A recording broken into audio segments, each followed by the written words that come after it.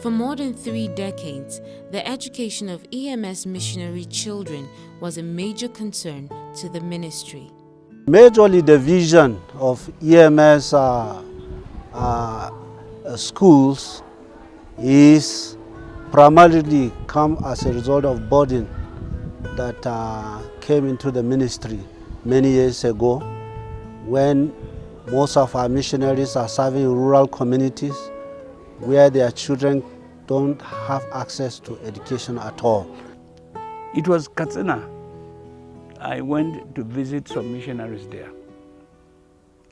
Now I saw, when I went to the home of the missionary was not there. The wife was not there, but the children. So when I asked the children, why are you staying at home? You don't go to school. They said the school is very far away, and their father has but only a bicycle. You cannot convey them on the bicycle to the school. And that was why actually I was not happy. Look at these young girls, matured, go to school, but they are staying at home. So when I came back, I told my management, I said, this is what I heard, I saw in Katsina. We just have to do something. Missionaries who answer the call to serve in typical rural communities that lack basic amenities like healthcare, education, electricity, and even clean drinking water were at the risk of having their children out of school for as long as they remained on the field. Most missionaries' funding is very low, and then also we needed to relieve that pain and burden of them going to other schools that charge very expensive. And we wanted them to have also their children for discipleship and mentoring. And so that gave birth to EMS Children School. We felt like we can control how much they pay. We can equally help them and bring other resources to put together to really take care of them. We did not want missionaries to be in the school, in the mission field, and then the children are either out of school or they are not able to go to school because of money. So that brought the idea of the EMS Children School. In some cases, missionaries who left their children in the hands of either their relatives or others had the challenge of battling with the spiritual and moral lives of their children, which were usually unattended to. To solve this problem, AMS started its first school in Faringada, Jos DCC of Plateau State in 1996. The school was established in April 1996 with 6 pupils. We started the school as a home school using Dr. Bakari's house. And he and his wife happened to be the first parents we had. Not only the first parents, they were everything. They were the parents, they were the coordinator of the school, he was the driver, and his wife too was a teacher to some extent, and he was the one going out to look for support.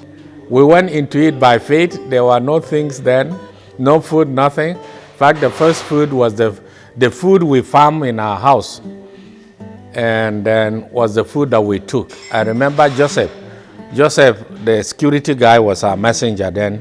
He was the one that helped us pack the food, and then we took it to the EMS Children School, and that's how we started the school. I started taking some of the children in our small room. We used to have a room and parlor house where people like Torian, Sati, Dashol were living with us before we moved into this place that was constructed inside Equa Staff School property.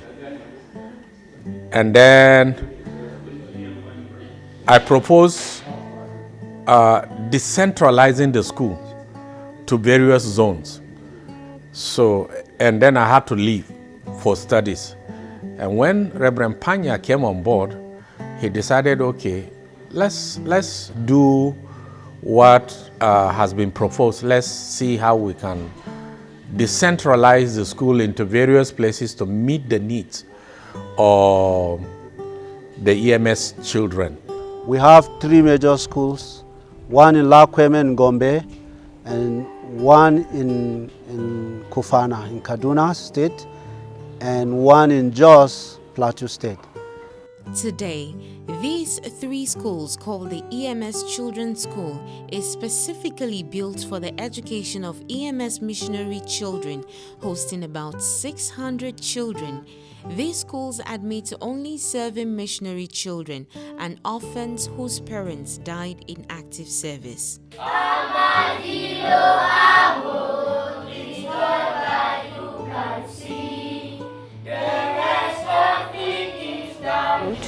I'm from primary 4. When I came, I don't know how to speak English, but I really thank God for how He helped me. I'm learning from my teachers and my seniors and also my friends. When I came to the school, I was posed as learning to read. That's how to read and how to write. I began from there. And from there, 1 year, I go to primary 1.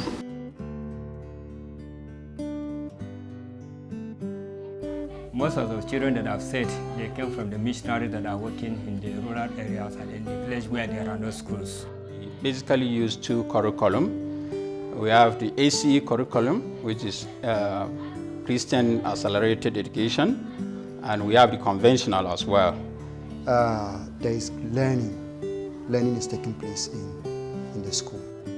Over the years, AMS has been able to record these successes through its supporters and donors, but with this great service comes a lot of challenges, which includes a shortage of staff welfare and salary, school fees for the children, infrastructure in classrooms, chapels, hostels, dining halls, library, and staff quarters. From little challenges to big ones, first of all, who builds the school, where do we get money to build the school, and how do we have teachers, and how do we run it? You know, EMS is on support.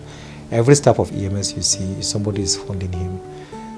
But we thank God, through the years, people came, supported, and now we have 3 main schools for the EMS Children Schools. And so the challenges are enormous because, again, the parents are paying less than 25% of what is required to fund the school in terms of teacher payment, in terms of food and infrastructures and facilities. So we have to make up the amount. And right now even right now the challenges are still there. How do we fund them? The prices of foods have gone up and it's just so difficult to manage.